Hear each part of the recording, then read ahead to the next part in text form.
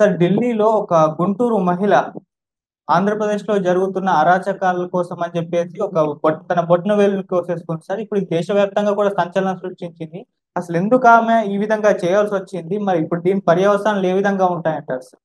ఇదొక నాకు తెలిసి ఈ మధ్య కాలంలో ఎప్పుడు కూడా ఇలాంటి సంఘటన జరగలేదు. హ్మ్. ఆంధ్రప్రదేశ్ గుంటూరు రూరల్ మండలం స్వర్ణభారత నగర్కి చెందిన కృష్ణ తులసి నగర్ అనే దాంట్లో బ్లాక్ డిలో ఉండే కోవూరి లక్ష్మి అనే అమ్మాయి, కోవూరి లక్ష్మి ఆ అమ్మాయి పేరు.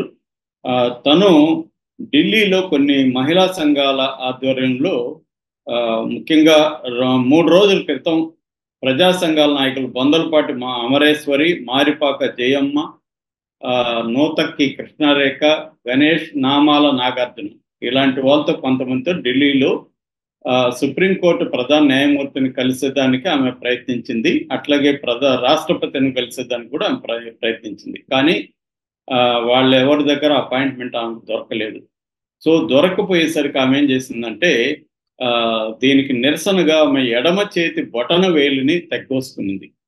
అది ఇప్పుడు సంచలనమైంది. ఆమె ఇప్పుడు ఏంటంటే, నేను ఈ పని ఎందుకు చేస్తున్నానంటే నాకు అపాయింట్మెంట్ ఇవ్వట్లేదు, ఎవరు కూడా మా సమస్యలు నేను చెప్పదలుచుకుంటే ఎవరు ఇవ్వట్లేదు, మా ఆదర్శ మహిళా మండలి తరఫున నేను వచ్చాను.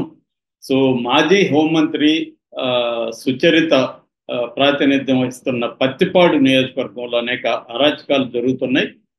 ముఖ్యంగా దళితుల పైన దాడులు జరుగుతున్నాయి. అక్కడ పత్తిపాడులో 41 డివిజన్లో భూ కబ్జాలు, ప్రభుత్వాధికారుల సంతకాలని ఫోర్జరీ చేసి మాజీ హోంమంత్రి సుచరిత అనుచరులు అరాచకాలకు పాల్పడుతున్నారు. మేము చాలాసార్లు కలెక్టర్లకు, ఇక్కడ అధికారులకు చెప్పాము, కానీ ఎవరు కూడా వినట్లేదు. ఈ మేకతోటి సుచరిత, ప్రస్తుత అభ్యర్థి బాలసాని కిరణ్ కుమార్ అనుచరులు, పిల్లి మేరీ, బొల్లెద్దు వెంకట్, షేక్ నాగులు, ఎంఎల్ పుష్పలత, పులిపాటి అంజలి, పులిపాటి లోకయ్య ఇలాంటి వాళ్ళు అరాచకాలు చేస్తున్నారు, వీళ్ళని విచారించాలి అనేది ఆమె డిమాండ్ చేసింది. సో ఇక్కడ క్లియర్గా ఏంటంటే, ఒక మాజీ హోంమంత్రి మేకతోటి సుచరిత అరాచకాలకు వ్యతిరేకంగా ఈ కోవూరి లక్ష్మి అనే అమ్మాయి ఢిల్లీలో వెళ్ళి బొటనవేలు కోసుకోవడం అనేది ఏకలవ్యుడితో పోలుస్తున్నారు. ఒకప్పుడు ఏకలవ్యుడు ఎలాగైతే తన నిరసనను తెలియజేయడానికి ఆయన బొటనవేలు కోసుకున్నాడని చెప్తున్నారు. నిజానికి ఆయన నిరసన తెలియజేయడానికి బొటనవేలు కోసుకోలేదు, గురుదక్షిణగా బొటనవేలు అడిగితే కోసిచ్చాడు. ద్రోణాచార్యుడు నీకు ఇంత విలువిద్య నేర్పాను కదా, అర్జునుడి కంటే నువ్వు పరాక్రమవంతుడిగా నేను తయారు చేశాను, నాకు గురుదక్షిణగా ఇది చెయ్యి అన్నాడు. నిజానికి ద్రోణాచార్యుడు ఆయనకు నేర్పలేదు, ద్రోణాచార్యుడు చూసి ఈయన నేర్చుకున్నాడు. అందుకే ఏకలవ్య శిష్యులు అంటాం మనం. అంటే డైరెక్ట్గా నేర్చుకోకుండా ఇండైరెక్ట్గా మనం యూట్యూబ్ చూసి నేర్చుకున్నట్టుగా ఆ కాలంలో ద్రోణాచార్యుడి టెక్నిక్స్ ని తను ప్రాక్టీస్ చేశాడు. నిజానికి అతను గురువే కాదు, ఇతనికి గురుదక్షిణ ఇవ్వాల్సిన వల్ల. కానీ ద్రోణాచార్యుడు అర్జునుడిని కాపాడడం కోసం ఇతనుంటే అర్జున్ని డామినేట్ చేస్తాడు కాబట్టి ఆ కుడి చేతి బొటనవేలు లేకపోతే విలువిద్య ప్రాక్టీస్ చేయలేడు కాబట్టి అది చేశాడు. అంటే ఒక కుట్రపూరితంగా ఒక గిరిజన యువకుడిని ఆ రోజు అతని విద్యను తొక్కేసినాడు అనేది మనకు ఆ కథలో ఉన్న. అయితే ఈ అమ్మాయికి దానికి పోలిక లేదు, కానీ బొటనవేలు కోసుకుంటే ఎవరినైనా కూడా ఏకలవ్యుడితో పోలుస్తారు, అలాగే అమ్మాయి పోలుతారు. ఇక్కడ బాటం లైన్ ఏంటంటే, ఆంధ్రప్రదేశ్లో అరాచకాలు జరుగుతున్నాయి, దీన్ని తెలపడానికి సుప్రీంకోర్టుకు, రాష్ట్రపతి దగ్గరికి తీసుకెళ్తామని వెళ్ళారు. మామూలుగా అయితే దానికి ఒక ప్రొసీజర్ ఉంటుంది. సుప్రీంకోర్టు చీఫ్ జస్టిస్ ఆయన ఎంత బిజీగా ఉంటారో మనకు తెలుసు. ఆల్రెడీ 55,000 కేసులు సుప్రీంకోర్టులో పెండింగ్లో ఉన్నాయి. అందువల్ల దేశంలో ఎక్కడెక్కడి నుంచో వచ్చే వాళ్ళందరినీ ఆయన కలిసే పరిస్థితి ఉండకపోవచ్చు. సో ఆ రకంగా మేబీ ఈమె ఫ్రస్ట్రేషన్ మనం అర్థం చేసుకోవచ్చు. ఎందుకంటే ఇక్కడ కలెక్టర్లకు, అధికారులకు అందరికి చెప్పాను, అయినా కూడా కాలేదని చెప్తుంది. బట్ మరి మీడియాతో కూడా ఏమేమన్నా మాట్లాడారా దాని మీద అనేది తెలియదు ఆల్రెడీ.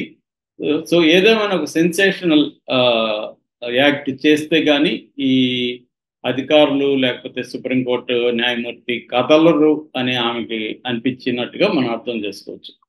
చాలా సార్లు ఏంటంటే, మనకి యజ్ఞం అనే కథ ఉంది. కాళీపట్నం రామారావు రాశారు. అందులో ఏంటంటే ఒక అన్యాయం జరిగిందని ఒక దళితుడు వాళ్ళ కొడుకుని తీసుకొచ్చి తల నరికేస్తాడు. తల నరికి ఆ గోనె సంచిలో బాడీని తీసుకొచ్చి పంచాయతీలో పెడతాడనమాట. అది ముగింపు అనమాట ఆ కథకి. అప్పట్లో దాని మీద పెద్ద డిబేట్స్ జరిగాయి. అంటే ఇది కరెక్టా కాదా అని. అంటే దాంట్లో ఆ కథకు సంబంధించిన ఆ రైటర్ని కూడా నేను ఒకసారి ఇంటర్వ్యూ చేశాను, కాళీపట్నం రామారావు గారిని. ఆయన చెప్పింది ఏంటంటే, అంటే నిస్సహాయ స్థితిలో ఉన్న మనుషులు అన్ని మార్గాలు, లీగల్ పద్ధతులు, అన్ని మార్గాలు మూసుకుపోయినప్పుడు వాళ్ళు తమను తాము బాధ పెట్టుకోవడము, చనిపోవడము, తమను తాము కోసుకోవడము, ఇలాగా చేసే పరిస్థితి ఉందని తెలియజేయడానికే నేను డ్రామాటిక్గా అటువంటి సంఘటన క్రియేట్ చేశాను అని ఆయన చెప్పాడు. అది కొంతవరకు వాస్తవమే. ఇప్పుడు ఏంటంటే దళితులు కావచ్చు, లేకపోతే కింది స్థాయి వాళ్ళు కావచ్చు, న్యాయం జరగనప్పుడు అన్ని రకాల న్యాయ మార్గాల్ని వాళ్ళు ట్రై చేసి ఫెయిల్ అయినప్పుడు వాళ్ళు వాళ్ళ ముందు ఇంకేముంటది, ఆత్మహత్య చేసుకోవడమో, హత్య చేయడమో, లేకపోతే ఒకప్పుడు చెప్పేవాళ్ళు నాకు న్యాయం జరగకపోతే నక్సలైట్లకు వెళ్ళిపోతానని, అలాగా మావోయిస్టుల ఉద్యమంలో చేరడము.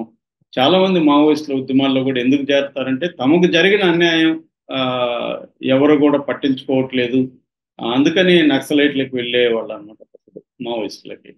అలాగా మనం అర్థం చేసుకోవచ్చు ఈమె చేసిన దాన్ని. ఈమె ఎందుకంటే ఒక స్త్రీ ఒక ఎడమ చేతి బొట్టన వేలు కోసుకోవడం అనేది మామూలు విషయం కాదు కదా. అది ఇంకా జీవితాంతం అంగవైకల్యంతో ఉండాల్సి వస్తుంది. అయినా కూడా ఆమె కోసుకునేదంటే ఎంతో ఫ్రస్ట్రేషన్కి గురైండే అవకాశం ఉంది.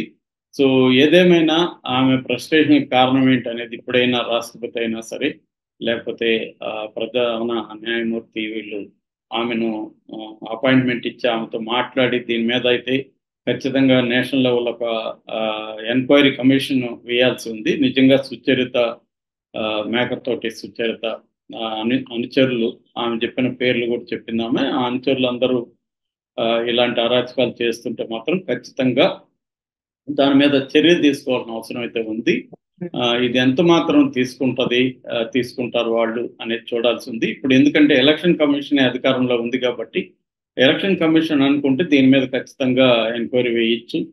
ఎలక్షన్ కమిషన్ ఆధ్వర్యంలో మొత్తం ప్రభుత్వ యంత్రాంగం పనిచేస్తూ ఉంటుంది కాబట్టి రాష్ట్రపతి కానీ లేకపోతే ప్రధాన న్యాయమూర్తి కానీ ఆదేశిస్తే ఖచ్చితంగా ఎలక్షన్ కమిషన్ దీని మీద ఒక విచారణ కమిటీ వేసి విచారణ కొనసాగించవచ్చు. లేదా ప్రధాన న్యాయమూర్తి అనుకుంటే ఆయనే సిట్టింగ్ జడ్జితో కూడా, హైకోర్టు సిట్టింగ్ జడ్జితో దీని మీద విచారణకు ఆదేశించవచ్చు. సో అప్పుడు ఆ విచారణలో ఏదైనా ఇవన్నీ బయటకు వస్తే డైరెక్ట్గా కోర్టుల ద్వారా వాళ్ళకి పనిష్ చేసే అవకాశం ఉంటుంది. ఖచ్చితంగా మాత్రం ఇది సీరియస్గానే పరిగణించాలి. ఇది ఒక సంచలనమైన విషయం అయితే సంచలనం. నేనైతే ఎప్పుడు కూడా వినలేదు ఇలాగా ఒక స్త్రీ తనకు జరిగిన అన్యాయాన్ని ప్రపంచానికి తెలియజేయడం కోసం తన వేలు నరుక్కోవడం అనేది చాలా దురదృష్టకరమైంది ప్రజాస్వామ్యంలో. ఎందుకంటే జగన్ అనేక సార్లు చెప్తుంటాడు, నేను విన్నాను, నేను ఉన్నాను అనేది కదా అతని స్లోగను. అంటే నేను ప్రజల సమస్యలు వింటాను, ప్రజల కోసం నేను ఉంటాను అనేది కదా. సో మరి అదే రాజధానికి పక్కనే గుంటూరు జిల్లాలో పత్తిపాడులో జరిగిన ఈ అరాచకాలను మరి ఎందుకు జగన్ ప్రభుత్వం పట్టించుకోలేదు? సో ఆమె ఆ స్థాయికి ఢిల్లీలో వెళ్ళి ప్రధాన న్యాయమూర్తిని, రాష్ట్రపతిని కలవడానికి ట్రై చేస్తే కూడా కలవలేని పరిస్థితి. అది వాళ్ళని కూడా మనం తప్పుపట్టలేము. ఎందుకంటే రాష్ట్రపతి అయినా న్యాయమూర్తి అయినా వీళ్ళు నిరంతరం ప్రజలతో కలిసే పని కాదు వాళ్ళది. సో ఆ ఉద్యోగం కాదు వాళ్ళది. కాబట్టి వాళ్ళకి అటువంటి ఒక వ్యవస్థ కూడా ఏమి ఉండదు. ఎవరంటే వాళ్ళని పోయి కలిసేసే పరిస్థితి అక్కడ ఉండదు. ఏదేమైనా వాళ్ళు చేయాల్సింది ప్రజాప్రతినిధులు చేయాలి, ప్రభుత్వ యంత్రాంగం చేయాలి. ఆ పని వీళ్ళు చేయలేదు కాబట్టి వాళ్ళకు డెస్పరేషన్లో ఆమె వెళ్ళినట్టుగా మనకు అర్థమవుతుంది. సో అదైతే ఖచ్చితంగా డ్రాస్టిక్ సంఘటనగా మనం చెప్పుకోవచ్చు. సో ఇప్పటికైనా మరి ఈ సంఘటన మీడియాలో, నేషనల్ మీడియాలో హైలైట్ అయింది కాబట్టి రాష్ట్రపతి ఖచ్చితంగా ఆమె ద్రౌపది ముర్ము గతంలో కూడా ఇలాంటివి వెళ్ళినప్పుడు స్పందించారు. ఆమె ఈమెయిల్ వెళ్ళినప్పుడు కూడా స్పందించారు.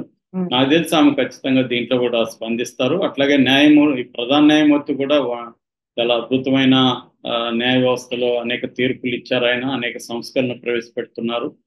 సో వీళ్ళిద్దరు కూడా ప్రొయాక్టివ్గా దీని పట్ల స్పందిస్తారని, దోషులకు శిక్షలు పడతాయని మనం ఆశించుతాం.